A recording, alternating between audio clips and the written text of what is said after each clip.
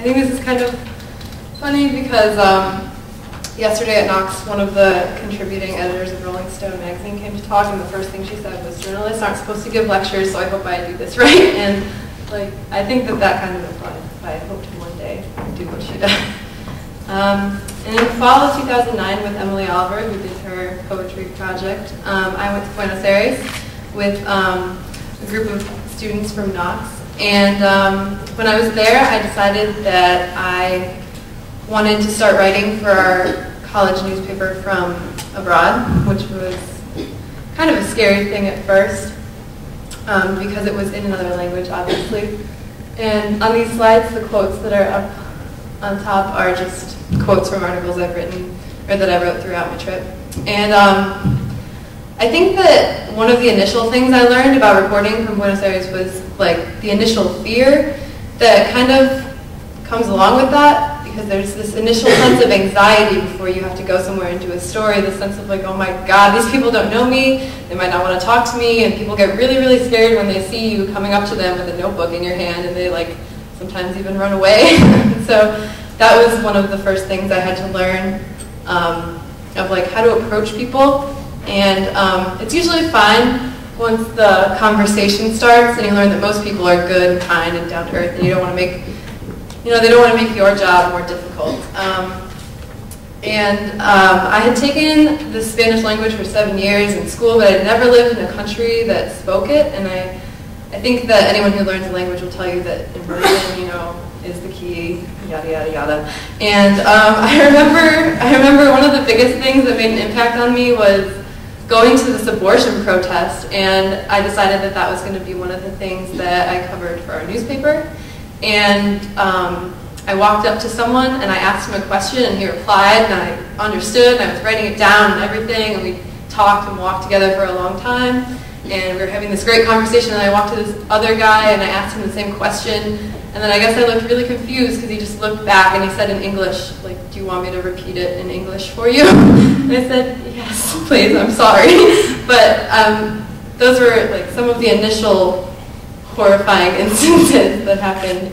And this is a picture, like a lot of the things I reported about were from when we took excursions to the north and south of the country. And this was in the south, on the glacier Perito Moreno.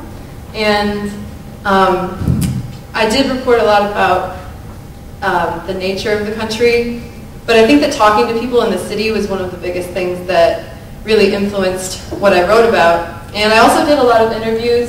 This is from the abortion protest. I did a lot of interviews with Emily for her poetry project, and we would sit down with a poet every couple of weeks and have an hour-long interview, and then they would read their stuff to us. And one of the people that we interviewed spoke to me the most, I think. His name was Jonathan Marquez, who was, I think, working as a street clown to put himself through theater school. And this is what he said. "We say that every culture has its language, this porteño theme of the street of the night. It has to do with the experience of each writer, and you'll find voices of every type here." And that was really interesting for me, because just seeing like how the perception of someone who's from the city was similar to my own of their city, being someone so new there. And being an American was also definitely an interesting addition, as I'm sure you all experienced, wherever you went. Just the most obvious thing, getting on the bus, that you definitely aren't from around here, and there was no way I could possibly pass. And I remember once interviewing a girl at the University of Palermo, where we went to school, and she said to me, "Every American I've ever talked to has just been really weird."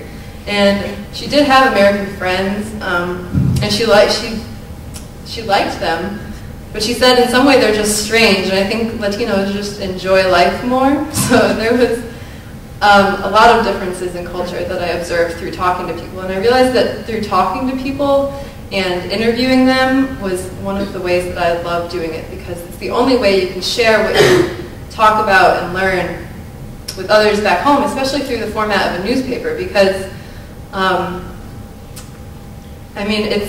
it's somewhat more guaranteed that people will read it and notice it. And it's also how I sort of discovered that narrative journalism was what I was interested in, because I think through telling a story instead of just reporting straight news is what really brings people in and makes them interested, and you have to do something that people are going to relate to. If you tell something in a very formal context, no one's really going to relate or maybe not even enjoy it at all. And this is from an Argentine soccer game, and I remember when I came back, one of my creative writing professors told me, "Why would you go to an Argentine soccer game? Didn't you realize you could have been killed?" I was more than happy to have gone and just see this like insanity of it all. So after conquering the anxiety of like talking to people and writing all these notes down, I had to ask myself how to write these stories. And I think that whether you write yourself into a story is something you really have to pick and choose, because a lot of people think that narrative journalism is a thing that you write yourself into always. And another thing that I learned from one of the editor that came to Knox yesterday from Rolling Stone, she told me that one of the big mistakes that young people make in narrative writing is that they write about themselves, and you're really not that interesting. So some people can be funny, but it's mostly just a bunch of dribble. And so that was one of the things I learned a lot down there too. And if nothing else, it certainly motivated me to pursue this narrative style, no matter what country I will hopefully go to in the future and write from. And I'm ending this with a picture of my host family, because no other reason than because I love them. So that's it.